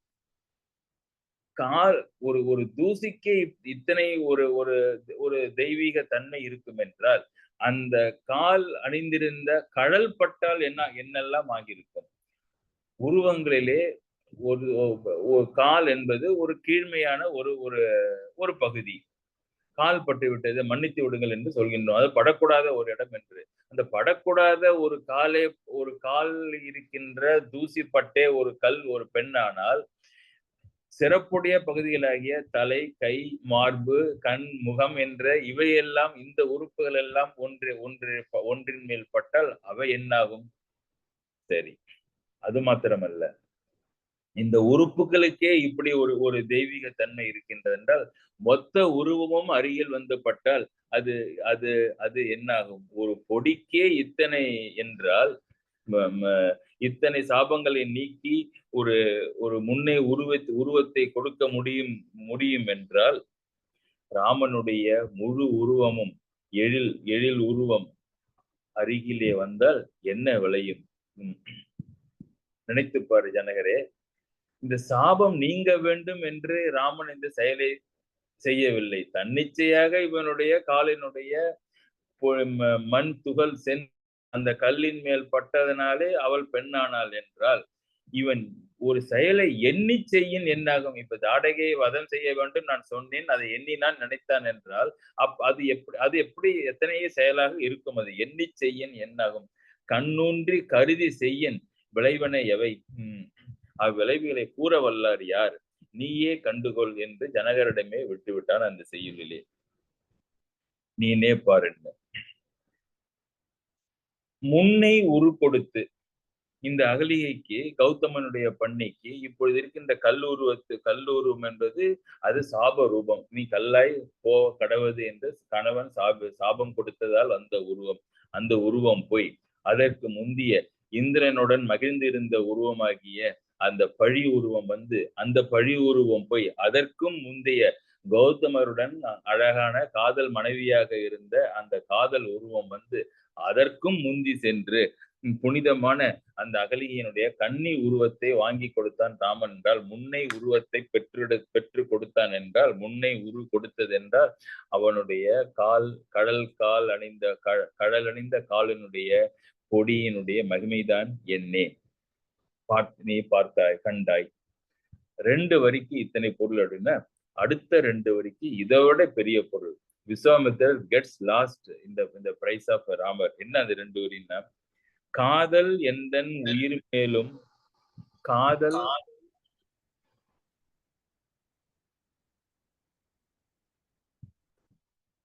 காதல் எந்தன் உயிர் மேலும் இக்கரியோன்பால் உண்டால் இது இவன்தன் வரலாறும் புயவலியும் என உரைத்தான். இப்ப ராமனை பற்றிய ஒரு சின்ன இன்ட்ரோடக்ஷனை அந்த பெண்ணுடைய தந்தையிடம், மணமகளுடைய தந்தையிடம் சொல்லிவிட்டான் விஸ்வாமித்திரர். இது இவன்தன் வரலாறும் புயவலியும், இது ராமனுடைய வரலாறு, அவனுடைய புய வலிமை, அவனுடைய தெய்வீக தன்மை, எதற்காக இங்கு வந்திருக்கின்றான், யாருடைய குலத்திலே பிறந்தவன், கற்றுக் கொடுத்த ஆசிரியர் யார், வளர்த்த தந்தை யார், எல்லா சிறப்புகளையும் இப்பொழுது அவன் சொல்லிவிட்டான். தாடகை வதம், தெய்வத்தன்மையுடைய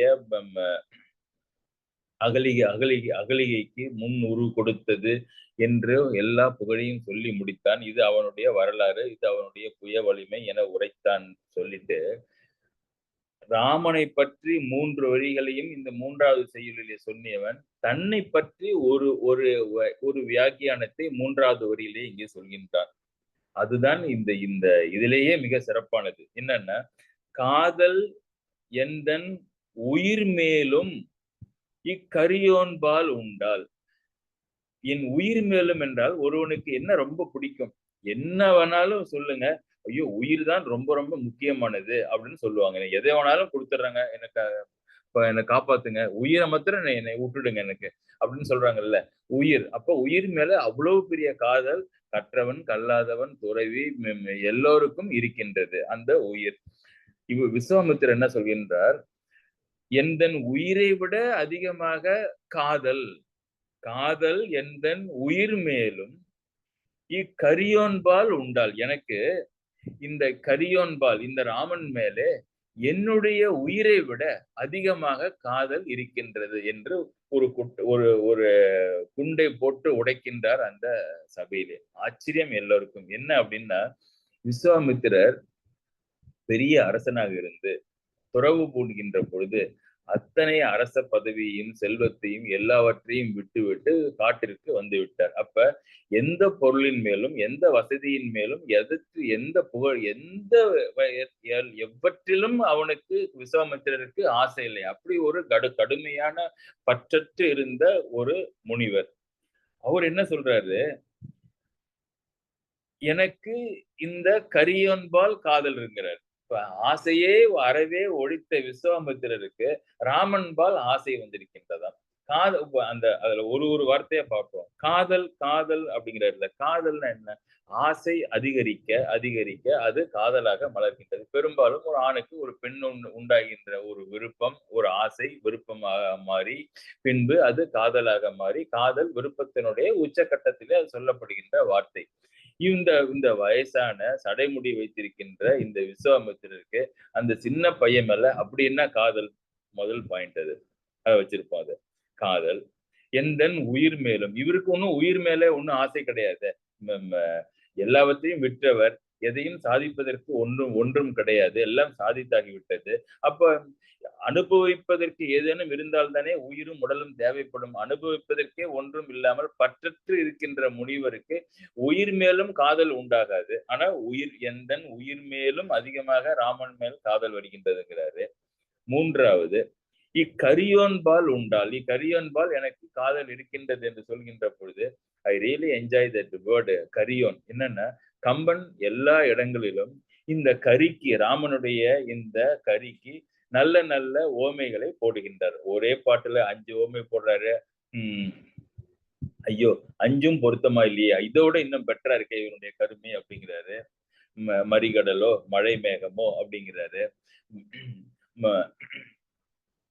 இருட்டோ, இருட்டிலேயே கனிந்த இருட்டோ, இரவுனாலே அது ஒரு கருப்பு, அதுலயே பழம் மாதிரி கனிந்து போன இரவோ அப்படிங்கிறாரு. முகில் வண்ணனோங்கிறாரு, கரி வண்ணனோங்கிறாரு. இப்படி எத்தனையோ உதாரணங்களை போட்டு போட்டு போட்டு போட்டு நீலோர் பழமோங்கிறாரு, நீல மணியோங்கிறாரு. இவனுடைய கருமை நிறத்திற்கு இலக்கியம் பூரா உதாரணம் போட்டவர். இந்த விஸ்வாமித்திரனோட வாயில்ல மாத்திரம் விஸ்வாமித்திரன் என்ன சொல்றேன்னு, என்னத்துக்கு இவனுடைய கருமை நிறத்திற்கு ஒரு ஓமை தேவை, அப்படியே சொல்லன்னாரு. கரியோனே, நல்ல இதுக்கு என்னத்துக்கு இவனுக்கு தான் எந்த உதாரணமும் பொருத்தம் இல்லை கருப்புக்கு அப்படின்னு சொல்லிட்டான் கம்பன். அப்ப கருப்புன்னு சொல்ல வேண்டியது இக்கரியோன்பால் உண்டால், இந்த கருப்பா இருக்கின்றவன் மேல எனக்கு இந்த காதல் உண்டால்னா அதுல ஒரு சூட்சமம் வைக்கிறார். சிறப்பான அந்த அந்த அந்த அந்த காதல் என்ற வார்த்தைக்கு இந்த 4வது வார்த்தை விளக்கம் தருகின்றது. பொருள் எப்படி வைக்கணும் பாருங்க. காதல் எந்தன் உயிர் மேலும் இக்கரியோன்பால் உண்டால்னா, கரின்னா தமிழ்ல சாட்சின்னு ஒரு பொருள் இருக்கின்றது. திருக்குறள் படிக்கிறவங்களுக்கு தெரியும். ஐந்தவித்தான், ஐந்து அவித்தான என்ன? ஐந்து அவித்தான ஐம்பொறிகளை அவித்து அவருடைய சுத்தமாக அதன் மேலே ஆட்சி செய்கின்றவன். ஐந்தவித்தான் ஆற்றல் அகல் விசும்புலார் கோமான் இந்திரனே சாலும் கரி. இந்திரன் யாரு? இந்திரன் என்பவன் யார்? அகல் விசும்புலார் கோமான். விசும்பன ஸ்கையே, இந்திர மேலோகத்திலே இருக்கின்ற உலகத்திற்கு கோமான். கோன்னா அரசன், தலைவன் இந்த இந்திரன். இந்த ஐம்புலன்களை அவன் அவன் அவன் தன்னுடைய ஆட்சியின் கீழ் கொண்டு வராத இருந்த காரணத்தினாலே அவன் என்ன பண்ணினான்? அவன் தன்னை இழந்தான். அகலிகை மேற்றில் நம்ம பார்த்தோம். முனிவரிடம் சாபத்தை பெற்று வாழ்க்கையெல்லாம் பூசி வாழ்ந்தான். அப்ப அந்த அந்த அந்த இந்திரனே கரி, இந்திரனே சாலும் கரி, சரியான கரி. கரி என்ன? சாட்சி. இந்திரனே எதற்கு சாட்சின்னாரு? ஐந்தவித்தான் ஆற்றல், ஐம்பொறிகளை அடக்கி வைக்கின்றவனுடைய ஆற்றல் சிறப்புடையது. ஐம்பொறிகளை அடக்காதவனுடைய கீழ்மை உலகமெல்லாம் பரவி அவன் வீணாகி போவான் என்பதற்கு என்ன சாட்சின்னு வள்ளுவரை கேட்டா, இப்படி சொல்றீங்களா என்ன சாட்சின்னா, போய் இந்த இந்திரன் கதையை கேளு, அதுவே சாட்சி. இந்திரனே சாட்சி. கரி என்றால் அப்ப சாட்சி. அப்ப இக்கரியோன்பால் உண்டால்னா, இக்கரியோன்னா கரின சாட்சின்னா, இந்த சாட்சிக்காரன்பால் என் மேல்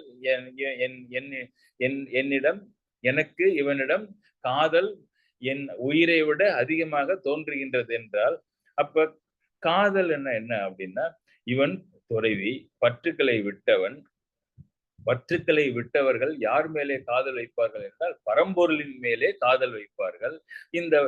அதனாலே எனக்கு என் உயிரை விட, நான் உயிரை விட்டால் தானே நான் இந்த பரம்பொருளை நான் சேர முடியும். அதனாலே இந்த பரம்பொருளின் மேலே என்னுடைய காதல் அதிகமாக இருக்கின்றது. எப்பொழுது என்னுடைய உயிரை விட்டு இந்த பரம்பொருளை நான் அடைவேன். அதனால்தான் காதல் எந்தன் உயிர் மேலும் இக்கரியோன்பால் உண்டன. உலகத்திற்கெல்லாம் சாட்சியாக இருக்கின்றவன் ஒரு குழு சொல்றார். நான் காதல் ஏன் இவன் மேல வச்சேன்? கரின சாட்சி. உலகத்திலே நடக்கின்ற நல்லது கெட்டது எல்லாவற்றுக்கும் சாட்சியாக நிற்பவன் தான். He doesn't get affected. He is not a doer. He is not a beneficiary. He doesn't get altered. He doesn't get influenced. Then what is he? He is only a witness. கடவுள் நம்முடைய மனதில் இருப்பதையெல்லாம் பார்க்கின்றார், நடப்பதையெல்லாம் பார்க்கின்றார்.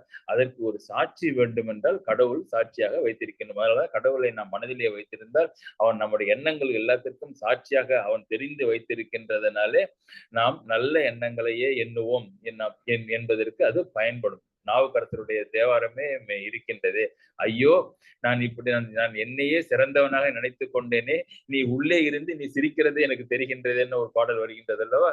அந்த மாதிரி அவன் சாட்சியாக எல்லா இடத்திலும் இருக்கின்ற காரணத்தினாலே அந்த சாட்சியாக இருக்கின்ற பரம்பொருளின் மேலே நான் காதல் வைத்துள்ளேன். பற்றற்றவர்கள் வைக்கின்ற காதல் அந்த கடவுளின் மேலே என்பதனால்தான் அந்த காதல் ஒரு பெரிய கிவ்அவே அவ மனசுல என்ன இருக்குங்கிறது. அதே மாதிரி அந்த கரியோன் என்ற வார்த்தையும் let's out what Vishwamitrar is secretly thinking about Ramar. காதல் என் உயிரினும் மேலாக இக்கரியோன்பால் உண்டு. Possibly in that place nobody would understood except ஜனகர். ஜனகர் பெரிய மகரிஷி அவரு. அதனால அவருக்கு கண்டிப்பா புரிந்திருக்கும். வந்திருக்கின்ற உள்ளே ராமன் ஒரு விஸ்வாமித்திரரே காதல் கொள்கின்றான் என்றால் அந்த முனிவர் காதல் கொள்ளத்திற்கு அவர் குழுவும் கொடுத்துட்டாரே, அவன் சாட்சியாக இருக்கின்றான் என்று. அதனாலே அந்த வந்திருக்கின்றவன் பரம்பொருளினுடைய அவதாரம் என்பதை குறிப்பாக சொல்கின்றார் என்று தெரிகின்றது. இந்த காதல் என்ற வார்த்தையை எடுத்துட்டோம்னா, முனிவர்கள் இந்த பரம்பொருளின் மேலே காதல் வைத்திருக்கின்றார்கள் என்று கம்பன் மாத்திரம்தான் இந்த விஸ்வாமித்திரர் மூலம் சொல்கின்றன. கம்பனுடைய கட்டுக்கதையா இந்த காதல் என்பது அப்படின்னா, ஞானசம்பந்தருடைய தேவாரம் 3ஆம் திருமுறையிலே, முதல் திருமுறையிலே இருக்கின்றது. காதலாகி கசிந்து கண்ணீர் மல்கி ஓதுவார்தமை நன்னெறிக்கு உய்ப்பது வேதம் 4 மெய்ப்பொருளாவது நாதன் நாமம் நமச்சிவாயவே என்ற இறைவனுடைய நாமத்தை சொல்கின்ற பொழுது அவருக்கு என்ன என்ன தோன்றுகிறது, என்ன உண்டாகின்றதுன்னு பாருங்க.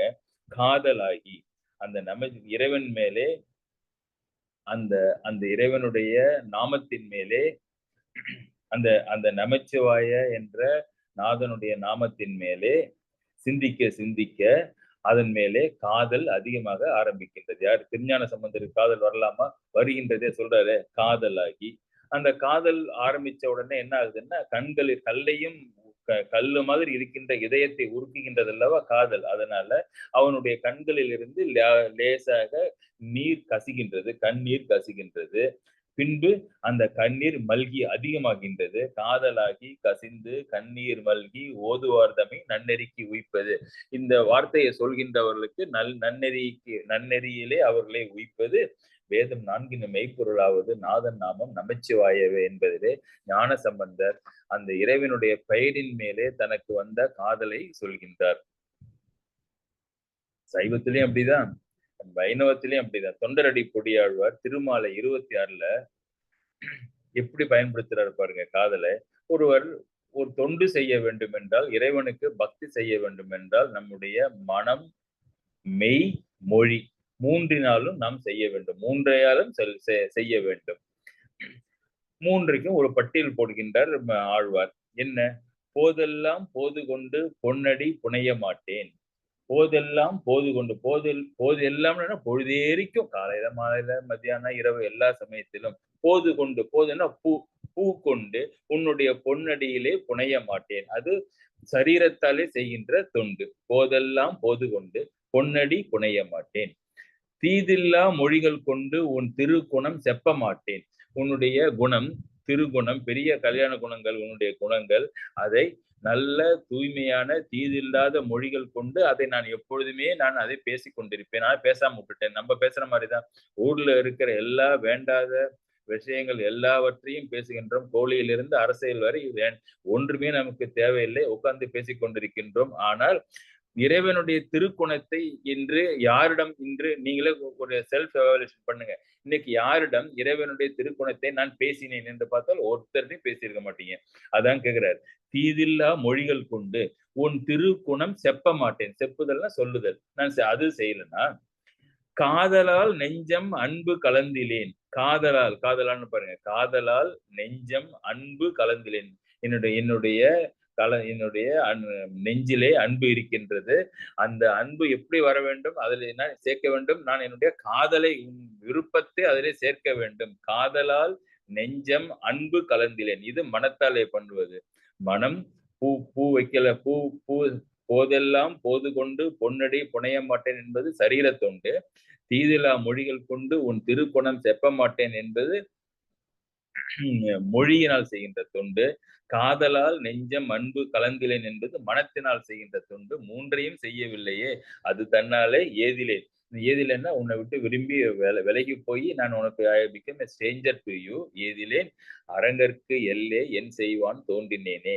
ஸ்ரீரங்கத்தில் இருக்கின்ற உனக்கு நான் ஒன்றும் செய்யாமல் விட்டு விட்டேனே, என் செய்வான், இனிமே என்ன செய்ய போறேன்? தோன்றினேனே. எதற்காக இந்த பூமியிலே இந்த தொண்டையெல்லாம் செய்யாமல் நான் பிறந்தேனே, தோன்றினேனே என்று ஆழ்வார் சொல்கின்ற பொழுது அவரும் காதலால் நெஞ்சு அன்பு கலந்திலேனே. கலந்திலேன்னு அவர் கலந்துட்டாரு, நமக்காக அவர் பாடி இருக்கின்றார். காதலால் நெஞ்சம் அன்பு கலத்தல் என்பது பக்தர்களுக்கு இறைவன் மேல் செய்கின்ற ஒரு தொண்டு. அதனாலே இந்த ராமனாகிய பரம்பொருள் மேல் எனக்கு இந்த கரியோன் சாட்சியாக இருக்கின்ற, சாட்சி பூதமாக நிற்கின்ற இந்த இறைவன் மேலே எனக்கு ரொம்ப காதல் உண்டு என்று ஏதோ ஒரு சிறியன், ஒரு மாணவன், நான் வில்லை கொடுத்தேன், தாடகையை கொன்றான், மற்ற வில்கள் அவனுக்கு பணி செய்கின்றன, பார்த்தேன் மகிழ்ந்தேன் என்று ஆரம்பித்தவர் கொண்டு போய் எங்க முடிச்சு வச்சிருக்காரு பாருங்க. அதுதான் விஸ்வாமித்திரர், அதுதான் அவர் ராமர் மேல காட்டியிருக்கின்ற பிடித்தம் என்று சொல்லி இந்த அளவிலே அவருடைய இன்ட்ரோடக்ஷனுக்கு ஒரு இன்ட்ரோடக்ஷனை சொன்னதை நிறுத்தி கொண்டு தொடர்ந்து அந்த சபையிலே என்ன நடக்கின்றது என்பதை வரும் ஞாயிற்றுக்கிழமைகளில் சிந்திப்போம் என்று சொல்லி இத்துடன் இந்த சிந்தனையை பூர்த்தி செய்கின்றேன். நன்றி, வணக்கம்.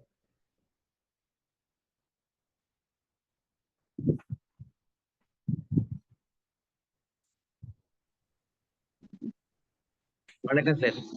வணக்கம். வணக்கம். எனக்குதான் கம்பன் அடிகள்லாம் ஒவ்வொன்றும் பிடிக்கும் எனக்கு. இதுக்கு நீங்க ரொம்ப நல்ல விளக்கம் கொடுத்தீங்க. காதல் எந்தன் உயிர் மேலும் கரியோன் பால் உண்டாலன்னு சொல்லி கரிக்கு சாட்சின்னு ஒரு அர்த்தம் இருக்குன்னு நீ தான் தெரிஞ்சுக்கிட்டேன். ஓ, திருக்குறள்ல இருக்க இந்திரனே சாலும் கரி கரி நீத்தார் பெருமை அதிகாரத்துல இருக்கு பாட்டு. ஓஹோ, அதான் சொன்னீங்க. மற்றதெல்லாம் கூட விளக்கம் கொடுத்தீங்க. ரொம்ப நல்லா இருந்தது சார், சிறப்பா இருந்தது. அடுத்தது டாக்டர் கூட சேர்ந்த இது இருக்கு, கம்பனும் கண்ணதாசனும். வணக்கம் டாக்டர். இப்பொழுது கம்பனும் கண்ணதாசனும் நாம் சில வாரங்களாக பார்த்து வருகிறோம். ஒருவர் கவி சக்கரவர்த்தி கம்பன், மற்றொருவர் கவி அரசர் கண்ணதாசன். ஆக்சுவலா தமிழ் இலக்கியம் தெரிந்தால்தான் கம்பனை ரசிக்க முடியும். ஐயா அவர்கள் சொல்லியது போல் கரி என்பது விட்னஸ்ங்கிறது எத்தனை பேருக்கு தெரியும்? நிறைய பேருக்கு தெரியாது. பிகாஸ் அன்லெஸ் we know இலக்கியம், we would not know that கரி is witness. அத மாதிரி யாரோ ஒருத்தர் தகராறுக்கு என்ன ரா போடுறது, சின்ன ராவா பெரிய ராவான்னு கேட்டாங்களாம். அதுக்கு ஒருத்தர் சொன்னாராம், சின்ன தகராறா இருந்தா சின்ன ரா போடுங்க, பெரிய தகராறா இருந்தா பெரிய ரா போடுங்க. அந்த மாதிரி கம்பனை ரசிக்க வேண்டும் என்றால் நாம் இலக்கியம் தெரிந்திருக்க வேண்டும். இலக்கியம் தெரிந்திருந்தால்தான் நம் கம்பனுடைய பாடல்களை ரசிக்க முடியும். ஆனால் கண்ணதாசனின் வரிகள் அப்படி அல்ல. அவர் அங்கிருந்து கம்பனிலிருந்து வரிகளை எடுத்திருந்தாலும் நாம் அனைவருக்கும் புரியும்படியாக, கேட்கும் போதே நமக்கு புரியும்படியான வார்த்தைகளை எளிதாக போட்டு விடுகிறார். அந்த மாதிரி தான் ஒரு போட்ட பாடலை இப்பொழுது நாம் பார்க்க போகிறோம். அதனுடைய பாடல் கம்பனுடைய வரிகளை நான் முன்பு கூறியது போல இலக்கியம் தெரிந்த நமது ஐயா அவர்களால் அதை சொல்ல வேண்டும். இந்த பாடல் பாலகாண்டத்துல தான் இருக்கு. தேரிலே ராமனை அமர வைத்து ஊர்வலமாக திருமணத்திற்கு அழைத்து வருகின்றார்கள். வில் ஒடிந்து விட்டது. வில்லை உடைத்தவனை தேரிலே அழைத்து அமர வைத்து அந்த மிதிலை நகரத்திலே சுற்றி காட்டி பெண்கள் எல்லாம் நம்ம இதுல ஜனவாசமா ஏதோ சொல்றாங்க, மாப்பிள்ளை அழைப்புங்கிறாங்கல்ல, அது மாதிரி அந்த காலத்துல அது இருந்திருக்கின்றது. தேரிலே அமர்ந்திருந்து கல்யாண சபைக்கு அழைத்து வருகின்றார்கள், அரசபைக்கு அழைத்து வருகின்றார்கள். பெண்கள் எல்லாம் அங்கங்கே தெருவிலே வேகமாக வீட்டிலிருந்து ஓடி வந்து, இவனா இந்த பையனா வில்லை உடைத்தது, இவனா சீதையை மனம் முடிக்கப் போகின்றது என்று மகிழ்ச்சியுடன் பார்க்கின்றார்கள். பெண்கள் தங்களுக்கு ஒரு ரிலேட்டட் ஒன்றை தான் பார்ப்பதற்கு முதலிலே ஆசைப்படுவார்கள். தோல் கண்டார் தோலை கண்டார் என்று முதலிலே இந்த பெண்கள் தோலை பார்க்கின்றார்கள். ஏன் தோலை பார்க்கின்றார்கள் என்றால், இந்த தோளில் தானே அந்த வில்லை வைத்து தூக்கி வைத்து வில்லை உடைத்து சீதையை திருமணம் செய்து கொள்கின்ற அந்த குவாலிஃபிகேஷன் அவனுக்கு அந்த தோளால் தானே கிடைத்தது.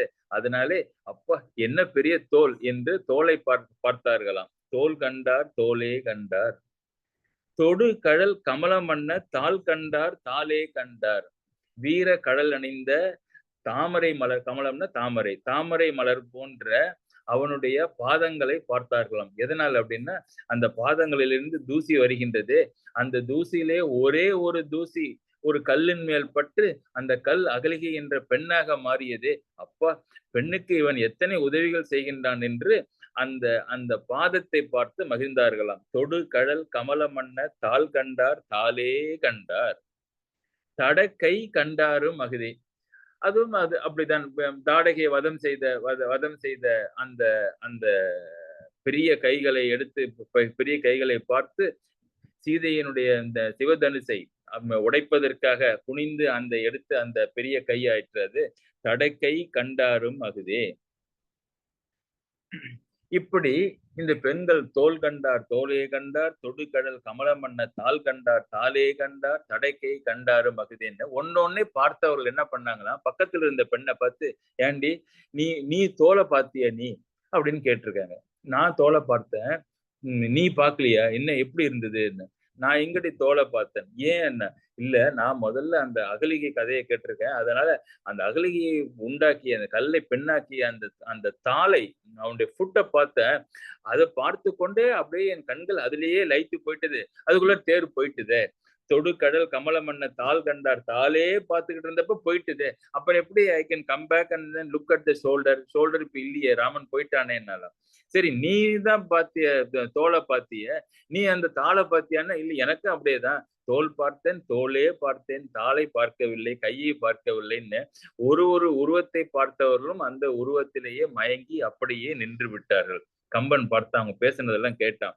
வாள் கொண்ட கண்ணார் யாரே வடிவினை முடிய கண்டார். ஒரு எள்ளி ஒரு எள்ளி நகையாடுகின்றான், ஒரு சிரிக்கின்றான். வாள் கொண்ட கண்ணார், இந்த பெண்கள் எல்லாம் இவ்வளவு சாமர்த்தியசாலிங்க, கூர்மையான கண்களை உடையவர்களாக இருக்காங்க. வாள் மாதிரி கண்ணு இருக்கு, கூர்மை. வாள் கொண்ட கண்ணார் யாரே வடிவினை முடிய கண்டார். அந்த ராமனுடைய வடிவத்தை முழுசா யாராவது பார்த்தாங்களான்னு பார்த்து எல்லாரும் ரோட்ல நின்றுட்டு நான் பார்க்கல ஒண்ணுதான் பார்த்தேன்னு சொல்றாங்களே. வாள் கொண்ட கண்ணார் யாரே வடிவினை முடிய கண்டார். இது எப்படி இருக்கு அப்படின்னா, ஒரு சமயத்திலே ஒரு அறிஞர்கள் ஒரு சமயத்தினுடைய கொள்கைகளையும் அதற்குரிய இறைவனையும் இறைவனுடைய தன்மைகளையும் படைக்கின்றனர். ஆனால் அது ஒரு சமயத்தினுடைய அறிஞர் வருகின்ற பொழுது அது வேறொரு மாற்றத்தை பெறுகின்றது. அது அறியாமல் அவர்கள் பிறந்திருக்கின்ற சமயத்தையும் அந்த இறைவனையுமே தெரிந்து கொண்டவர்கள் மற்றவையெல்லாம் பொய், இது மாத்திரமே உண்மை என்று ஒன்றையே பிடித்து கொண்டு இருக்கின்றார்களே அவர்கள் இந்த பெண்கள் மாதிரி ஒன்றையே, ராமனுடைய ஒரு காலையே ஒரு கையையே ஒரு தடை ஒரு தாளையே பிடித்து கொண்டு அதுவே ராமன் என்று எண்ணுவது மாதிரி ஒரு சமயத்தையும் ஒரு கடவுளையும் ஒரு பெயரையும் பிடித்து கொண்டு அது ஒன்றே பரம்பொருள் என்று சொல்கின்ற சமயவாதிகளை மாதிரி எனக்கு அறியாமல் திகழ்கின்றார்களே. ஊழ் கொண்ட சமயத்து அண்ணான் உருவு கண்டாரை ஒத்தார். ஊழ்னா விதி, ஒரு சமயத்திற்கும் ஒரு விதி, ஒரு ரூல், ஒரு நேதி இருக்கின்றதே ஒழிய ஒன்றொன்றும் வேறுபட்டாலும் இவை அல்ல பரம்பொருள் என்பதை புரியாமல் இருக்கின்றார்களே இந்த பெண்கள் மாதிரி என்று ஒரு 3 வரிகளிலே ஒரு நிகழ்ந்த நிகழ்ச்சியும் ஒரு ஒப்பற்ற சமயத்து பரம்பொருளின் உண்மையை 4வது வரியிலும் காட்டுகின்ற சிறப்பான பாடல் இது. கண்ணதாசன் இதை எங்கே எடுத்தார், எப்படி பயன்படுத்தினார், டாக்டர் அவர்கள் சொல்வார்கள்.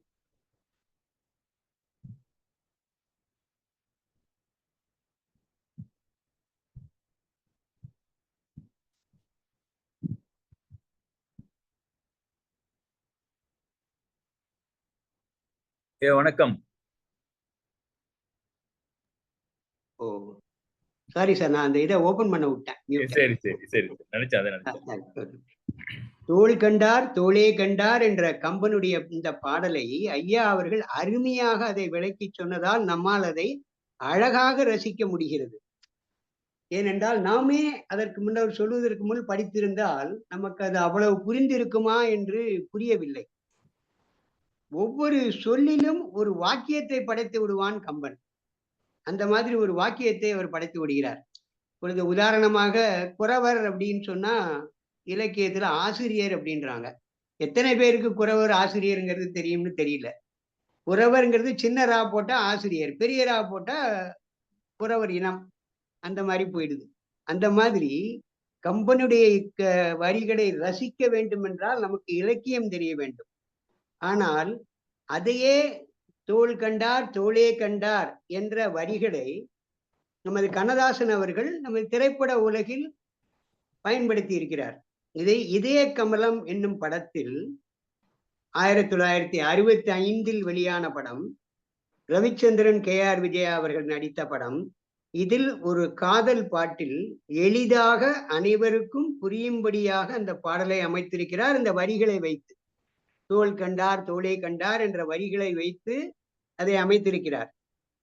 கம்பன் வரிகளை பயன்படுத்தி இருந்தாலும் அந்த கம்பன் வரிகள் கம்பனுடைய பாட்டில் உள்ள பொருட்களுக்கு அல்லாமல் இது வேறு பொருட்கள், அந்த பாட்டுக்கு தகுந்தபடி அந்த வரிகளை இவர் பயன்படுத்தி இருக்கிறார்.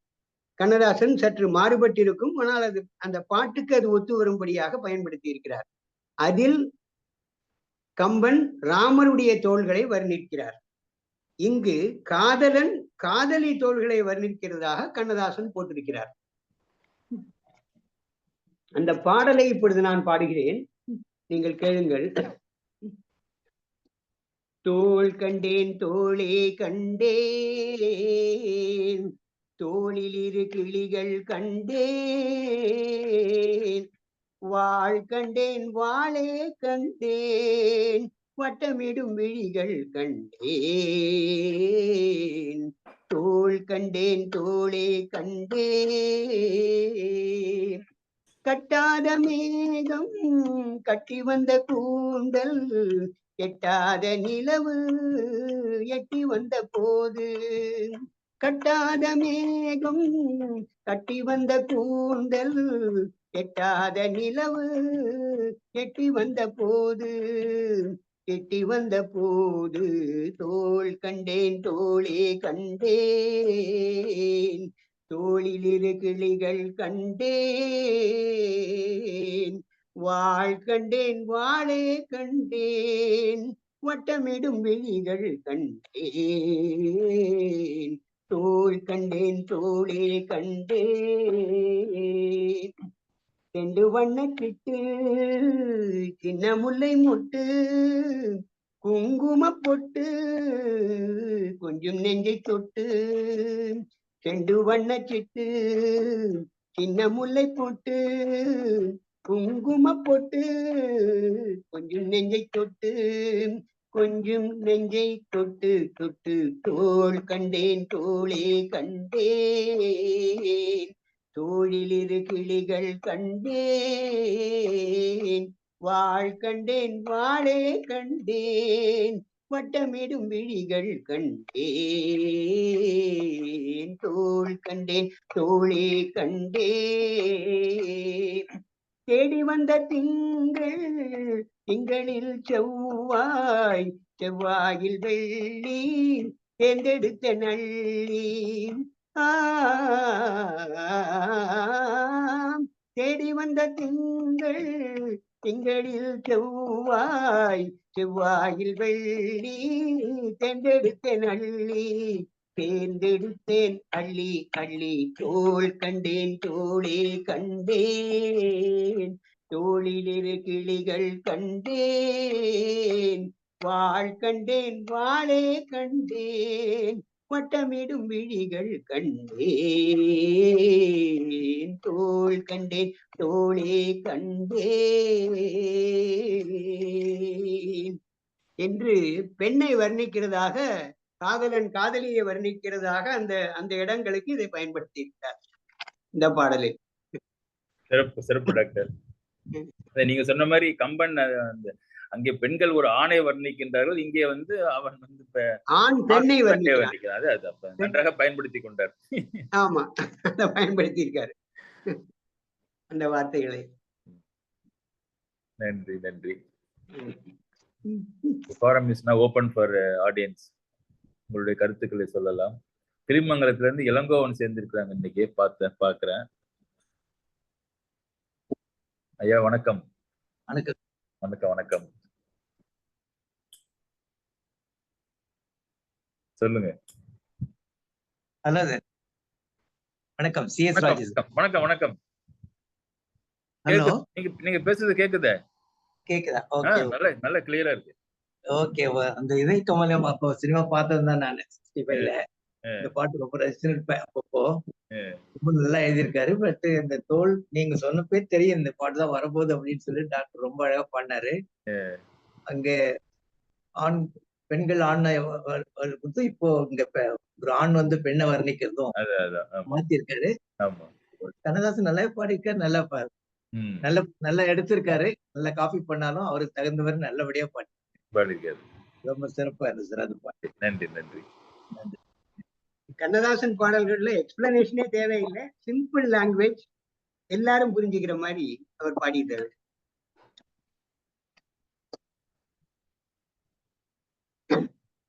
அதனாலதான் கண்ணதாசன் கூட ஒரு இன்டர்வியூல கேட்டாங்களாம், நீங்க கீதைக்கு வந்து இது எழுதியிருக்கீங்க, அதே மாதிரி காந்தியடிகளும் எழுதியிருக்காரு, விவேகானந்தரும் எழுதியிருக்காரு, பெரிய ஆச்சாரியாலும் எழுதியிருக்காங்க, நீங்களும் எழுதியிருக்கீங்க கீதைக்கு பொருளுரை, இதுல என்ன பெரிய வித்தியாசம் அப்படின்னுட்டு மக்கள் சொன்னாங்களாம், அதெல்லாம் படித்தா அது பெரிய தத்துவம் சொல்லி யாருக்கும் புரியாது, வந்து அவங்க படிச்சிருக்க மாட்டாங்க, பட் என்னுடைய இதை படிச்சா it is practical, so they will be able to understand what has been given in the Gita. They have written in simple language. People would have understood. Correct தான் சொன்னாராம் அவர் இன்டர்வியூல. அந்த மாதிரி அவருடைய languages are very simple and everybody can understand. Yes.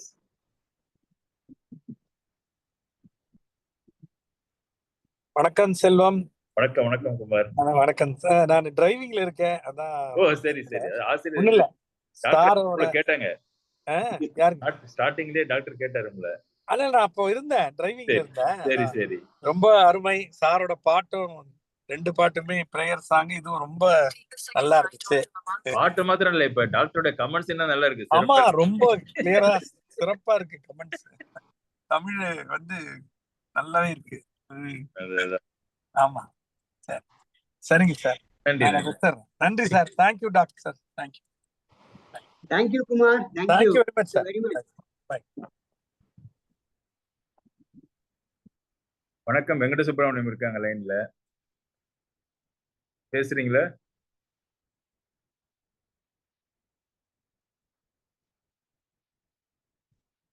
Our மியூட்டை remove பண்றதுக்கு try பண்ணிட்டு இருக்காருன்னு நினைக்கிறேன் sir.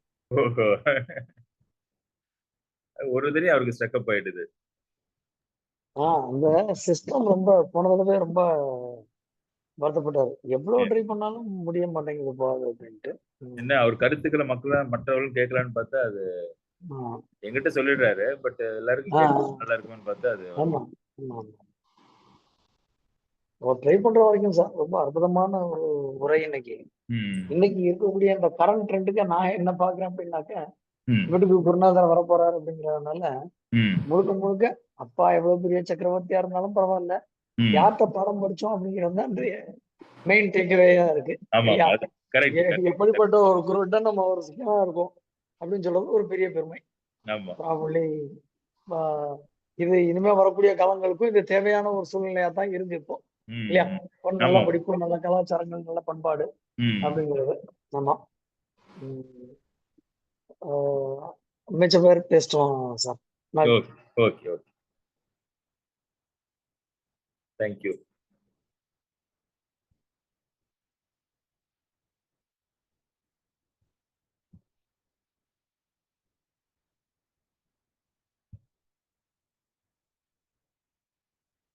முடிச்சிடலாமா doctor? Oh yes sir. Thank you sir. Okay, வேற யாரும் இல்லை. இத்துடன் இந்த சிந்தனையை பூர்த்தி செய்து தொடர்ந்து வருகின்ற ஞாயிற்றுக்கிழமைகளிலே ஜனகனுடைய சபையிலே ராமனுடைய செயலையும் பின்பு அங்கு நடக்க இருக்கின்ற சீதா கல்யாணத்தையும் சிந்திப்போம் என்று சொல்லி நன்றி பாராட்டி அமைகின்றேன். நன்றி, வணக்கம். நன்றி சார். நன்றி நன்றி நன்றி நன்றி.